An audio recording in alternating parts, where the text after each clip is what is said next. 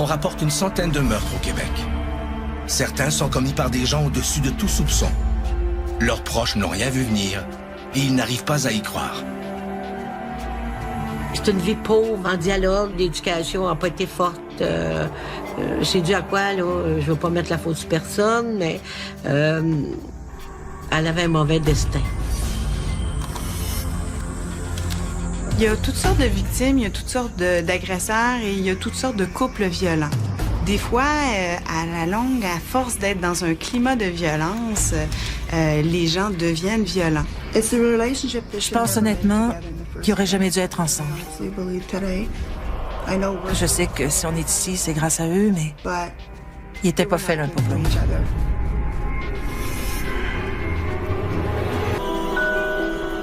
Le 8 janvier 1995, la noirceur s'installe sur le village de Calumet, non loin de la frontière entre l'Ontario et le Québec.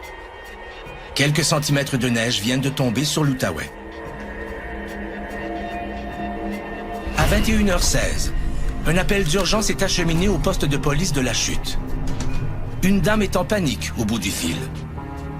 Le préposé lui fait répéter lentement ses propos et l'encourage à retrouver son calme. Le téléphoniste finit par saisir quelques informations. Son interlocutrice, Thérèse Saint-Denis Bennett, raconte que 2 individus armés sont entrés chez elle et s'en sont pris à son mari. Le policier a dit que quelqu'un était entré dans la maison pour voler.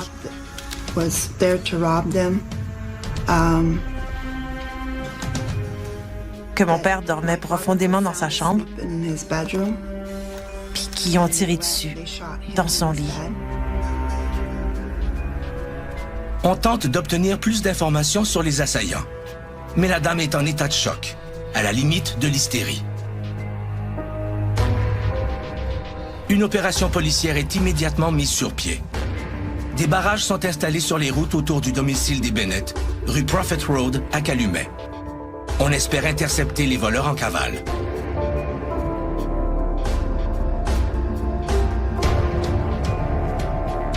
Une ambulance est envoyée sur les lieux. À 21h35, le véhicule stationne devant la résidence de Thérèse Saint-Denis Bennett. Elle est sortie sur le balcon de la maison mobile. Elle crie et fait les 100 pas. Elle demande à l'ambulancier de se dépêcher parce qu'elle pense que son mari est en train de mourir. Le contexte dans lequel elle vivait, c'était une maison roulotte. Ça n'avait pas de l'air très isolé. Selon nous, il devait avoir froid l'hiver. Ça payait pas de mine. Ça avait l'air un peu délabré. L'ambulancier se précipite dans la chambre. Sur le lit se trouve le corps immobile d'un homme de 62 ans, Ray Bennett. Son visage, tourné sur le côté gauche, est maculé de sang. L'ambulancier ne met pas de temps à constater que Ray Bennett est décédé. Pour la police, il ne s'agira plus d'investiguer un vol qui a mal tourné, mais d'enquêter sur un meurtre. Qui a bien pu vouloir s'en prendre à ce couple de situation modeste? Pourquoi voulait-on leur soutirer de l'argent? Est-ce une vengeance à l'endroit de Ray Bennett?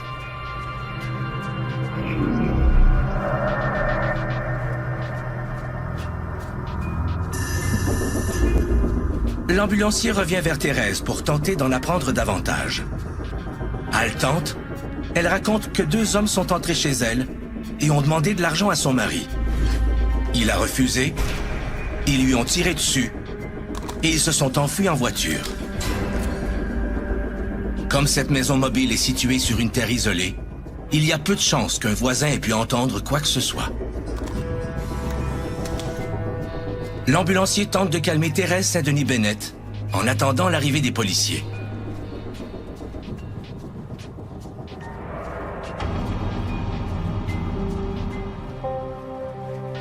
Ray Bennett et Thérèse Saint-Denis sont tous les deux originaires de l'Outaouais.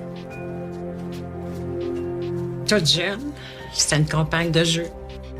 C'était une fille polie, bien élevée, toujours souriante. Elle a partagé mon enfance jusqu'à l'adolescence. Thérèse vient d'une famille catholique pratiquante. Elle met fin à ses études très jeune et rêve de mariage. À l'adolescence, moi, j'entreprends mes études secondaires, mais Thérèse ne fréquente plus l'école. Elle commence à fréquenter Ray Bennett. Ray et Thérèse se rencontrent en mai 1956 à Hawkesbury. À 24 ans, Ray Bennett est de 7 ans l'aîné de Thérèse. Issu d'une famille anglicane anglophone, il travaille sur la ferme de ses parents depuis son enfance. Il est très fier de ce patrimoine familial.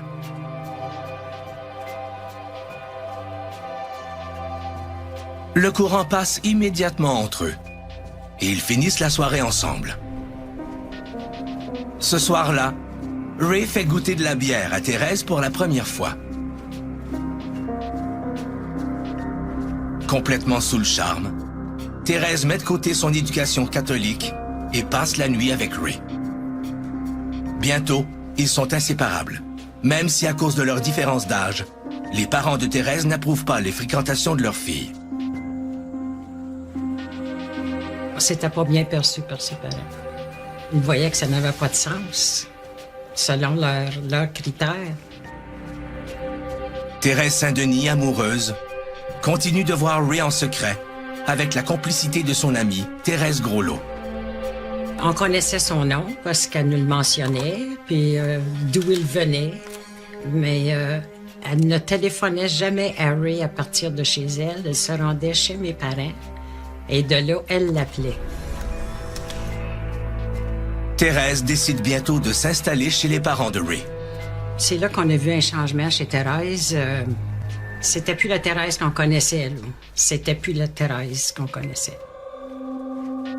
À partir de ce moment-là, la vie de Thérèse Saint-Denis tourne autour de son futur époux.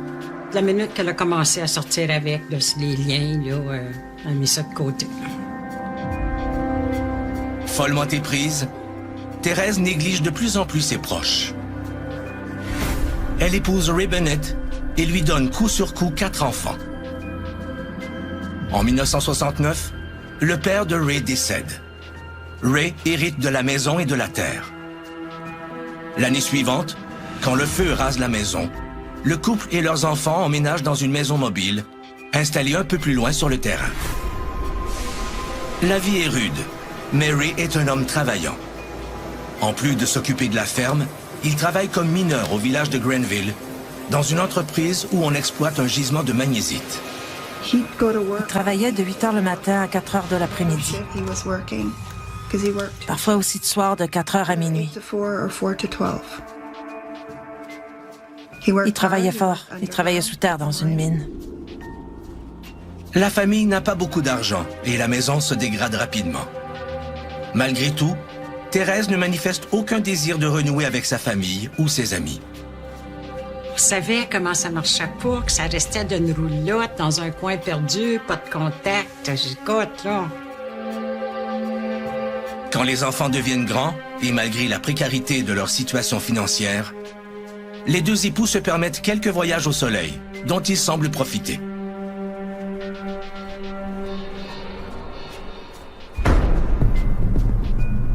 On est pourtant loin des plages, en cette nuit de janvier 1995, où des gyrophares éclairent l'extérieur de la résidence des Bennett.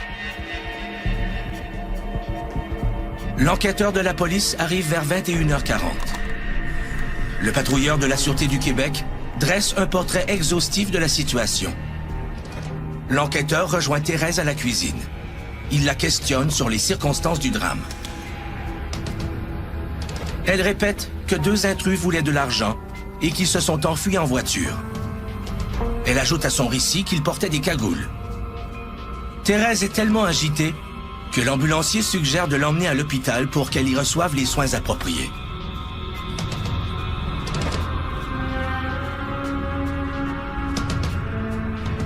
L'enquêteur commence alors à examiner la scène du crime.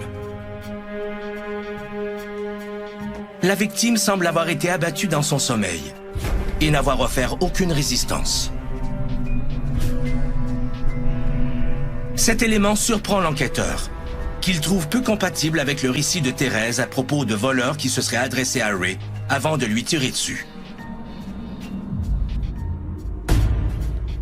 L'enquêteur examine ensuite l'extérieur de la maison. À part les traces de pneus laissées par l'ambulance et le véhicule de police, aucune autre marque n'est visible sur la neige récemment tombée. Comment les voleurs ont-ils pu prendre la fuite en voiture? On m'a dit que c'était un cambriolage, mais qui aurait voulu voler une maison mobile? Il n'y avait rien qui avait vraiment de la valeur. Autre fait surprenant. Les seules traces de pas visibles sont celles de l'ambulancier qui mène de la maison à l'ambulance. Par contre, à la gauche de la maison mobile, une succession de pas de petite taille partent de la maison en direction d'une piste de motoneige qui passe tout près. L'enquêteur suit les traces suspectes pour constater qu'elles s'arrêtent devant un grand sapin. À travers les branches de l'arbre, l'inspecteur découvre une carabine de calibre 22, maladroitement camouflée.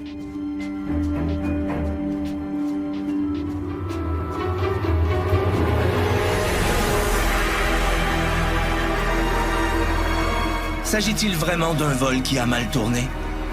Thérèse Saint-Denis Bennett possède-t-elle d'autres informations qu'elle ne divulgue pas aux policiers?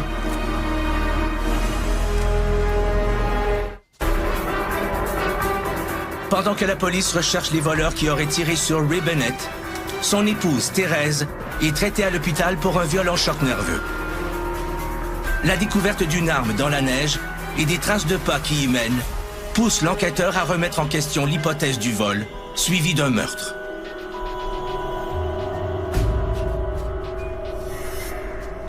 L'enquêteur de la Sûreté du Québec annule l'opération policière. Inutile de continuer à chercher des voleurs en fuite dans un véhicule. Il devient urgent de questionner davantage Madame Saint-Denis.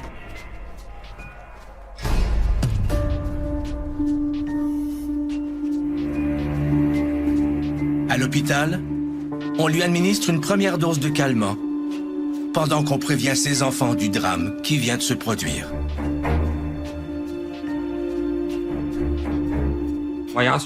J'ai demandé ce qui s'était passé, puis elle m'a dit que quelqu'un était entré pour voler. La fille aînée du couple rejoint sa mère à l'hôpital. Dévastée par la mort de son père, elle tente de comprendre ce qui a pu arriver. Elle avait l'air très bouleversée. Elle pleurait.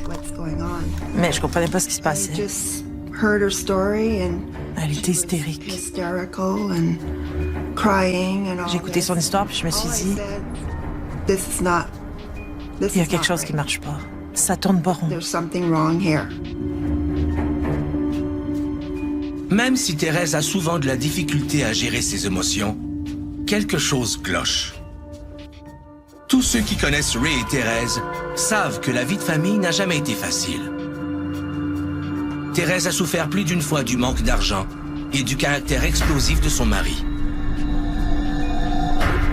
Oh, oui, elle souffrait beaucoup, cette dame-là. C'est sûr et certain qu'elle souffrait. Oui, parce qu'elle s'habillait sans entraide, elle s'habillait, elle n'avait jamais une scène.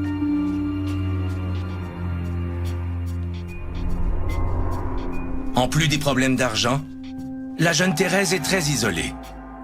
Ray est possessif et facilement jaloux. Dès le début de leur fréquentation, plusieurs signes laissent croire qu'il pourrait même être colérique. Quand il venait la chercher, c'était en trombe. Elle n'était pas aussitôt embarquée dans l'auto. La portière n'était même pas fermée. Puis là, il criait je sais pas trop quoi, là. C'était pas doudou. Puis il partait en faisant crisser les pneus. Ray ne fait pas qu'être agressif verbalement avec son amoureuse.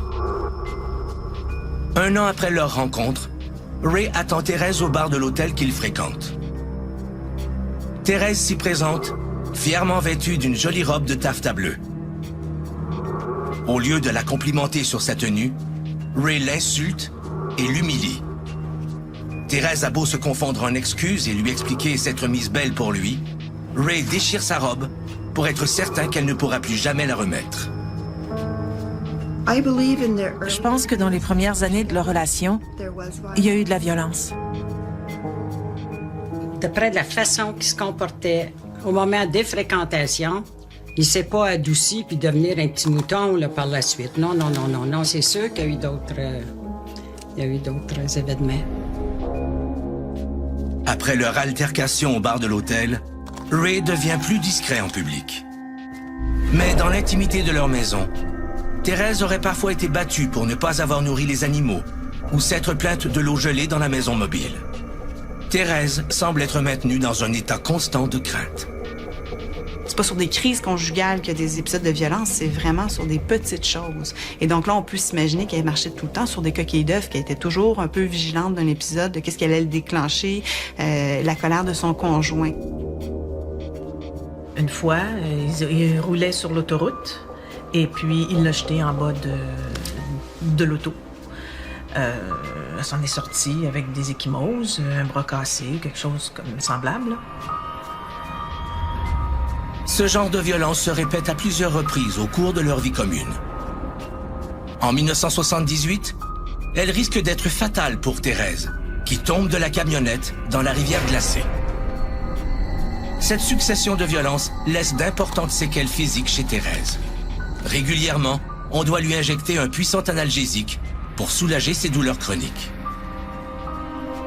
Même si les disputes sont nombreuses, les enfants semblent peu témoins de ces épisodes de violence physique.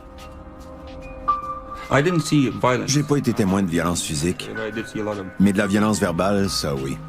Il y avait tout le temps de la chicane. Peut-être que monsieur était capable de se contenir dans les faits quand les enfants étaient là. En même temps, c'est pas parce qu'il n'y a pas de violence physique dans le couple qu'il n'y a pas de violence aussi. Donc, c'est une femme qui semble avoir été sujette à ce qu'on appelle communément et maintenant dans la recherche le terrorisme intime. Hein. Donc, être isolée de sa famille, de ses amis. Elle est victime de violences qui met plusieurs fois sa vie en péril. Donc, plusieurs fois, il la jette en dehors d'une auto qui roule, une fracture cérébrale et ainsi de suite, plusieurs visites à l'hôpital. Donc, c'est vraiment un cas de violence très, très sévère, très grave. L'alcool a été un facteur clé parce que j'ai jamais vu mon père se fâcher quand il était sobre. Jamais.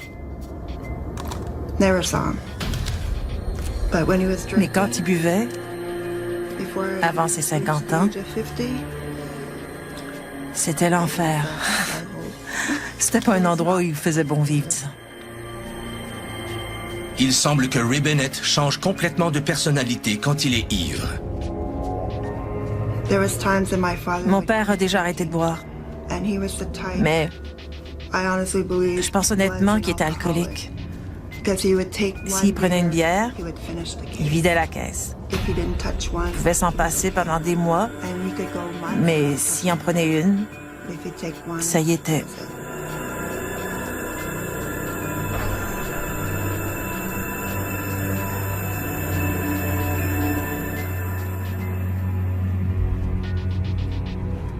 À quelques reprises, Thérèse tente de quitter le foyer familial. Sa sœur lui avait dit « Viens donc vivre en appartement avec moi, dans mon coin, etc. » Elle était allée pendant quelques mois, mais son mari la harcelait, l'appelait, allait la voir, la menaçait. Fait que, finalement, elle est retournée. Elle va plusieurs fois dans les refuges, puis malheureusement, on voit le pattern que quelques femmes victimes de violences conjugales ont souvent de retourner vers leurs conjoints qui sont violents, qui semble être un patron de comportement qui est inexplicable pour quelqu'un qui n'a pas vécu de violence. En même temps, on sait que les femmes restent dans leur mariage violent ou dans leur union violente longtemps, souvent par peur de représailles, par peur d'être tuées si elles quittent ou par peur qu'il y ait représailles sur les enfants. Le fait que Thérèse soit peu éduquée et sans ressources contribue au fait qu'elle retourne auprès de son mari, plutôt que de le quitter définitivement. Ça aurait été tellement plus simple si elle avait juste décidé de partir. Elle aurait pu s'en aller. Si les choses allaient si mal pour elle, elle n'était pas obligée de rester.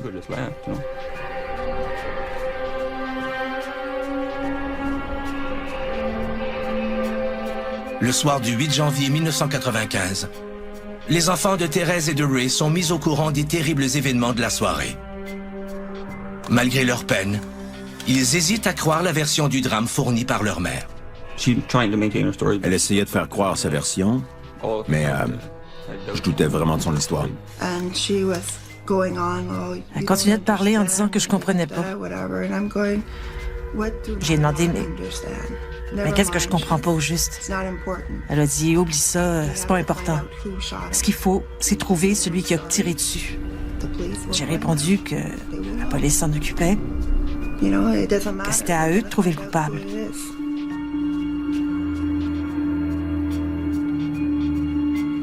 Sur les lieux du drame, l'enquêteur confirme que les traces de pas qui mènent à la carabine sous le sapin correspondent à celles laissées par les bottes de Thérèse sur le balcon. Une nouvelle version du drame commence à se dessiner.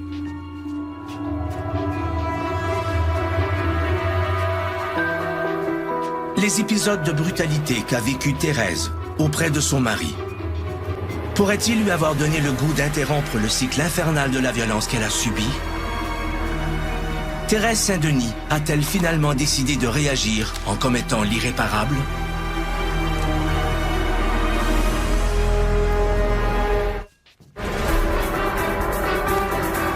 Le décès de Ray Bennett, 62 ans, tué dans son lit d'un coup de feu au visage, ne semble plus être lié à une tentative de vol comme l'a raconté son épouse Thérèse. Les traces de pas qui mènent à ce qui pourrait être l'arme du crime, dissimulée dans le boisé derrière la maison, l'identifient comme la principale suspecte. Je comprenais pas pourquoi quelqu'un serait rentré dans la maison, aurait tué mon père devant ma mère, sans s'en prendre à elle.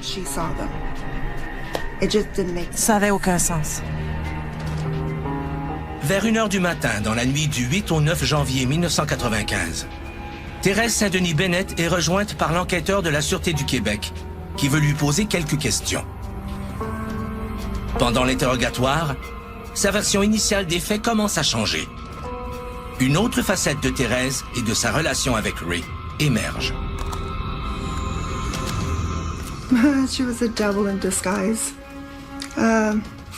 Ma mère, c'était pas un ange. On dirait qu'elle avait tout préparé.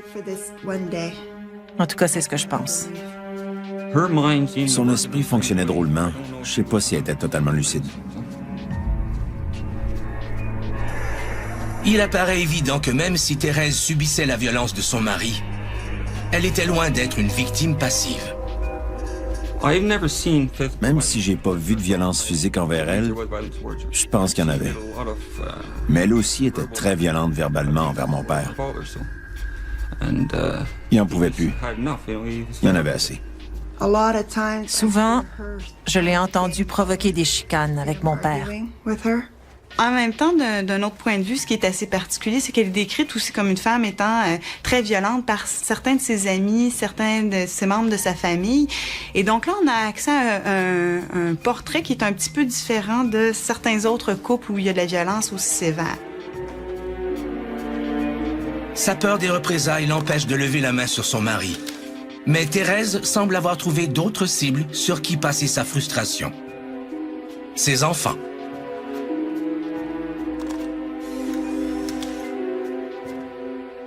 Je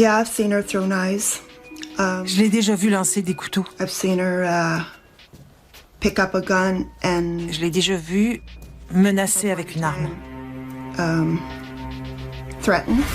Il y a quelques années, quand je vivais encore à la maison, j'avais découvert quelque chose qu'elle avait fait, et j'ai voulu le dire à mon père. Et elle m'a dit, si tu y vas, je te tire dessus. Tu diras rien. Des fois, c'est moins menaçant d'agresser quelqu'un qui répondra pas. Donc, on est en présence d'un homme qui est très violent, qui menace de la tuer à quelques reprises, qui l'a presque tué à quelques reprises. S'en prendre à lui, stratégiquement, c'est dangereux. S'en prendre à ses enfants, mais eux risquent moins de contre-attaquer, se défendre et ainsi de suite. Donc, on peut penser à un transfert. C'est sûr que la violence, ça réveille ta propre violence. Parce que tu t'es sentie assez impuissante des bouts, là, qu'à un moment donné, la violence de l'autre t'atteint. Puis tu développes la tienne propre. Les enfants n'ont jamais l'impression de compter pour Thérèse. Il n'y a pas de tendresse entre nous. Il n'y en a jamais eu. C'était pas le genre de mère dont tu pouvais être proche. Parce qu'en fait, elle savait pas comment être une mère. Pour moi, elle n'était pas une mère. On n'a pas été élevés dans l'amour comme c'est supposé. Nos amis savaient pas ce qu'on vivait. On disait rien.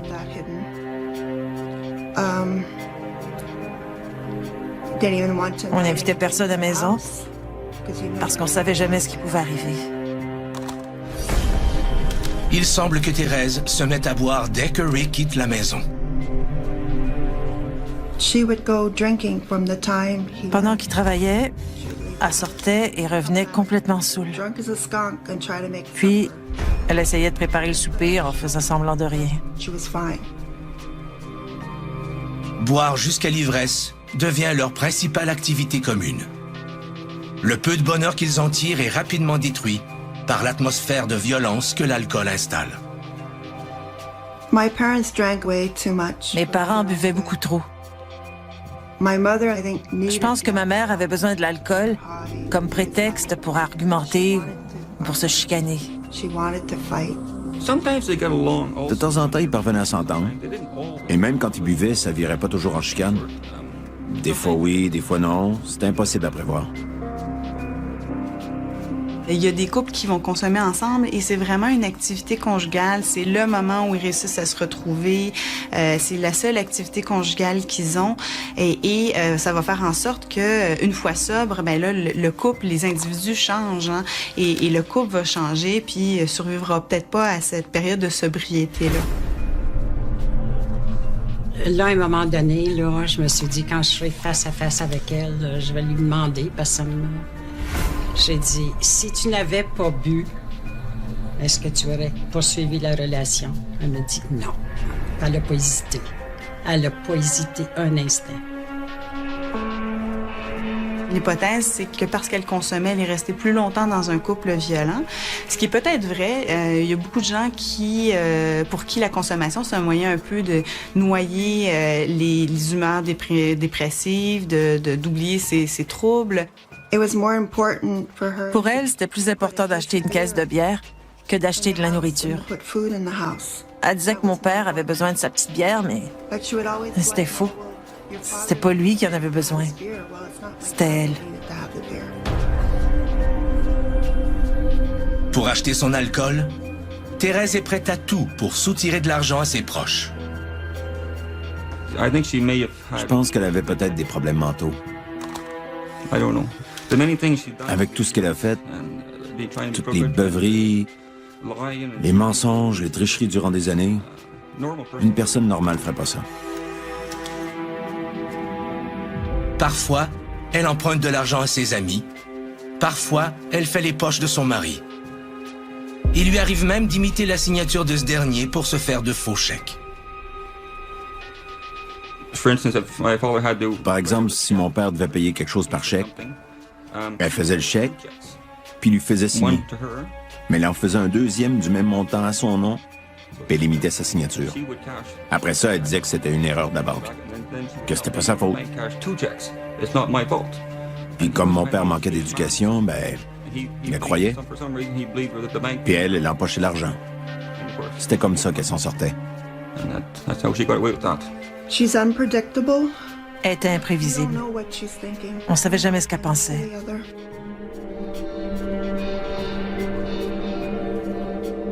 Le 8 janvier 1995, Thérèse est mise en état d'arrestation pour le meurtre de son mari.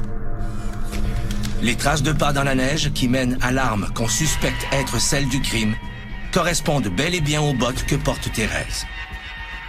On la transfère à Montréal, au quartier général de la Sûreté du Québec. Après plus d'1 heure d'interrogatoire, Thérèse fait une déclaration verbale incriminante. J'ai pas fermé l'œil de la nuit. J'attendais qu'elle appelle ou qu'elle revienne. Je me souviens plus trop. Je pense qu'il était 4 ou 5 heures du matin quand un policier m'a téléphoné pour me dire que c'était elle qui l'avait tué. Thérèse décide ensuite de contacter un avocat qui lui conseille de ne rien déclarer d'autre. Elle s'enferme dans son mutisme. Mais il est déjà trop tard. Elle a avoué le meurtre de son mari.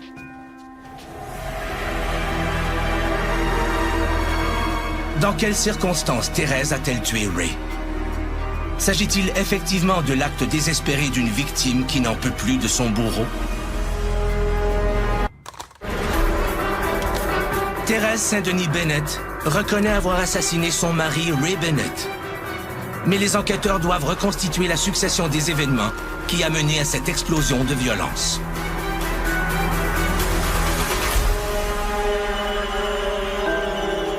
Ce jour-là, le dimanche 8 janvier 1995, la fille cadette du couple dîne chez ses parents.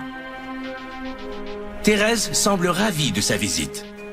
Elle prend plaisir à discuter avec sa fille, alors que Ray semble plutôt boudeur. Il faut dire qu'il aurait déjà bu quelques bières et que, depuis sa retraite, 1 an plus tôt, sa personnalité s'est assombrie. Il n'y a plus rien qui dérangeait mon père. J'ai l'impression qu'il espérait plus rien de la vie. À quelques reprises, Thérèse tente d'intégrer Ray à la conversation, mais celui-ci se renfrogne davantage. Souhaitant éviter une potentielle confrontation entre ses parents, leur fille tente de calmer le jeu en suggérant à sa mère de le laisser tranquille. Vers 15 heures, elle quitte la maison. Immédiatement après son départ, il semblerait que Thérèse se soit mise à engueuler son mari pour son attitude lors du dîner. Ce qui l'aurait fâché le plus, c'est qu'il ne l'ait pas attendu pour commencer à boire. Elle aime, à l'occasion, passer l'après-midi à consommer avec lui. Mais cette fois, il aurait pris trop d'avance. Il est vrai de dire que les couples où, généralement, une personne consomme de façon différente de l'autre, donc soit un des deux conjoints qui consomme pas ou qui consomme pas aussi souvent, souvent ça va créer plus de conflits. C'est ce qu'on appelle des couples discordants au niveau de la consommation. Évidemment, le fait qu'elle buvait beaucoup elle aussi, ça aidait pas vraiment.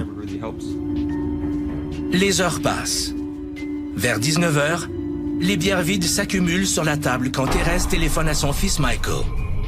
Désœuvrée, elle l'invite à venir passer la soirée avec eux. Mais Michael refuse, invoquant le fait qu'il est trop tard pour les enfants. Thérèse, déçue, raccroche et s'ouvre une autre bière.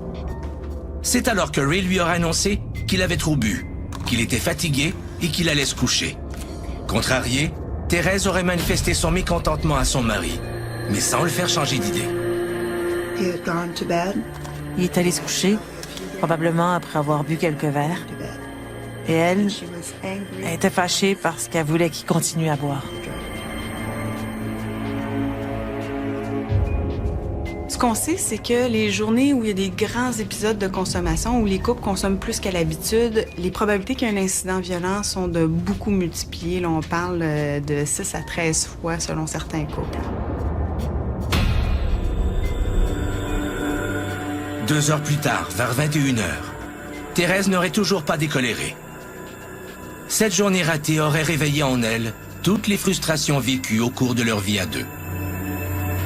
Une femme que ça fait un bout de temps, là, que tu te fais violenter, harceler, harcèlement physique, harcèlement verbal. Il doit avoir, à un moment donné, tu dois avoir un haut là, tu dois en avoir assez.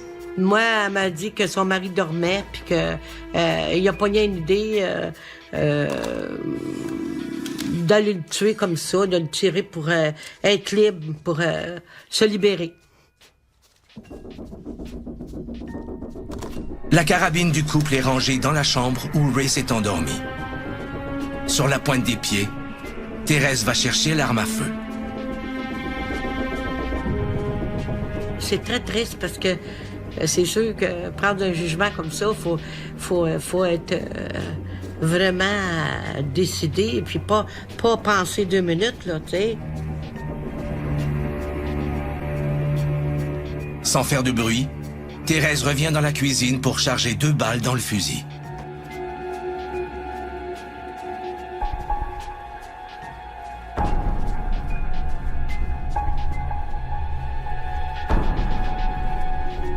Puis, elle retourne vers la chambre où son mari s'est endormi.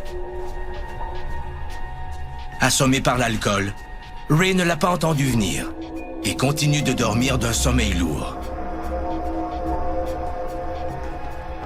À partir de la porte de la chambre, Thérèse pointe la carabine en direction de la tête de Ray.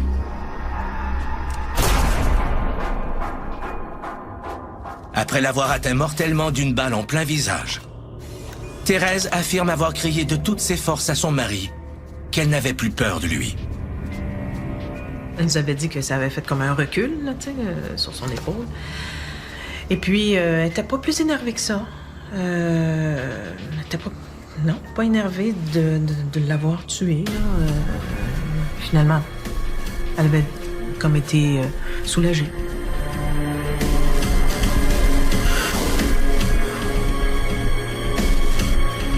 Thérèse ne va pas vérifier si Ray a survécu ou s'il est mort. Elle sort de la maison mobile, la carabine en main, et se dirige vers le boisé voisin.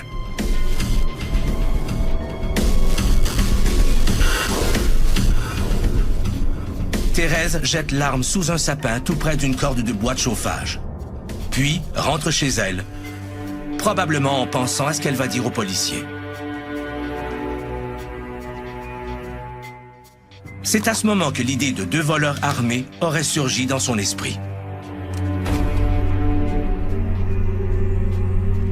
Clairement, c'est quelque chose qui semble pas très réfléchi ou scellé. Là, on se pose des questions sur justement la naïveté de cette personne-là. Ça a l'air à la fois d'un geste qui est prémédité parce que, bon, elle explique, je suis en train de chercher soit les munitions ou le revolver, puis j'ai peur qu'il se réveille. Puis donc, ça semble pas être quelque chose qui est très impulsif. En même temps, ça semble pas être un incident qui est bien planifié. Ça, c'est clair. Est-ce qu'il est planifié? C'est pas clair. Mais est-ce qu'il est bien planifié? Certainement pas. Je pense qu'à la seconde où ça a été fait, elle a paniqué. Et c'est là qu'elle a inventé son histoire, en pensant qu'on la croirait. Mais moi-même, qui n'est pas détective ou policière, je la croyais pas. Alors, comment peux-tu penser qu'un professionnel croirait cette histoire-là?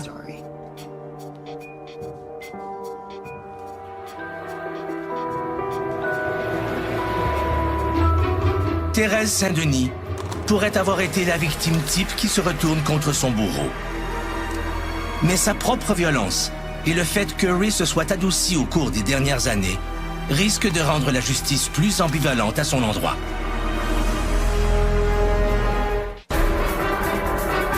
À l'aube du procès de Thérèse Saint-Denis Bennett, accusée d'avoir tué son mari, les réactions de son entourage sont vives et empreintes de stupéfaction.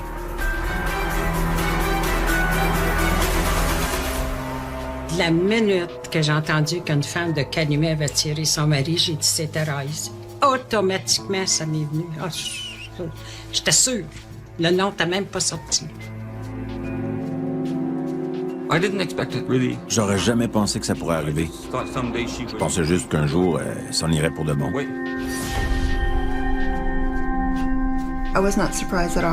J'étais pas surprise du tout. Des fois, elle perdait la tête après avoir consommé. Il n'y a rien qui pouvait l'arrêter. Le procès s'ouvre devant jury en novembre 1995 au palais de justice de Saint-Jérôme. La défense plaide que Thérèse souffre du syndrome de la femme battue, espérant ainsi un acquittement pour légitime défense. D'être tabassé, d'être insulté jour après jour, la colère monte et peut-être que par moment, on a envie aussi là, de laisser aller de cette colère-là, de passer aux actes, de dire des choses qu'on n'aurait peut-être pas dit parce que l'autre nous soumet à une violence importante. Donc, c'est peut-être pas si incompréhensible que ça. De fait, plusieurs d'entre nous, lorsqu'on est attaqué, ont le goût de répondre et de contre-attaquer. Pour soutenir cette théorie, la défense dépose en preuve l'épais dossier médical de Thérèse, en plus d'appeler à la barre des témoins qui peignent un portrait peu flatteur de Ray Bennett. And then, like in the courts and En cours, même si en fait c'était lui la victime, on ne l'a pas traité comme une victime. he was the aggressor. On l'a traité comme l'agresseur. J'ai senti qu'on faisait le procès de mon père plus que celui de ma mère. Pourtant, c'était elle la criminelle. C'était mon père qu'on devait défendre. Je pense pas que la Cour a bien fait ça.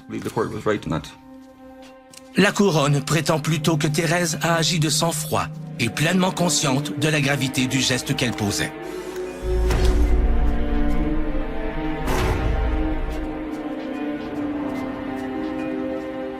Les enfants du couple, témoins de la violence de Thérèse et ébranlés par la mort de leur père, choisissent leur camp. Elle a invoqué le syndrome de la femme battue, mais je crois pas qu'elle était battue autant qu'elle l'a prétendu au procès. Moi, j'ai jamais rien vu. Je l'ai jamais vu se faire frapper ou abuser physiquement. The victim in all that was my father. La vraie victime dans tout ça, c'était mon père. And people that knew him at the end. Les gens qui le connaissaient savaient qu'il avait changé. It's like she wanted Mais to elle, keep up the elle voulait qu'on continue de show penser que ça allait mal. that there was problems. Ce qui est particulier, c'est que, du moins pour ce qui est de la violence physique, elle s'arrête très longtemps avant le meurtre. Plusieurs années. Donc, c'est un cas qui est intriguant parce que on se demande un peu qu'est-ce qui fait en sorte que ce soir-là, elle décide de prendre une arme puis de lui dire « Bon, ben j'ai plus peur de toi » puis de le tuer. Le 1er décembre 1995, le jury rejette la thèse du syndrome de la femme battue et reconnaît Thérèse Saint-Denis Bennett coupable du meurtre prémédité de Ray Bennett. J'étais très satisfait du verdict. Part of me still does not. Il y a une partie de moi qui accepte toujours pas ce qu'elle a She fait. didn't only take him away from us. Elle nous l'a pas juste enlevé à nous, elle l'a aussi enlevé à ses petits-enfants.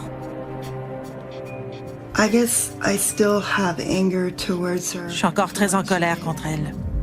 Not only for my Comment une part. personne How can somebody peut se rendre jusque-là? go to this extreme? Jamais j'ai entendu un mot de remords. Puis je l'ai parlé souvent au téléphone. Je comprenais pas qu'elle me parlait pas, qu'elle le regrettait pas. Mais je pense pour elle, c'était normal. C'est là qu'on voit qu'il y a un problème. Même si les enfants du couple ont le sentiment que justice a été faite, leur douleur reste vive. On ne pouvait pas prévoir. C'est dur à dire. Chose certaine, elle n'était pas obligée de rester si elle n'aimait pas sa vie. Elle aurait pu continuer son chemin. Personne ne l'aurait empêché de partir. If you're not happy, Si vous êtes malheureux, partez. S'il y a de l'abus, partez. no one should live. Personne ne devrait vivre ça. Je crois qu'ils n'étaient pas faits un pour l'autre. Il y en a qui sont pas faits pour être ensemble. Je pense qu'il aurait été mieux seul ou avec quelqu'un d'autre. Quand l'alcool s'ajoute à la dépendance affective, il est difficile de voir clair et de trouver le courage de prendre sa vie en main.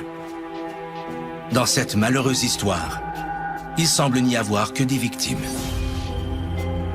Si un tel drame se préparait dans votre entourage, sauriez-vous le voir venir?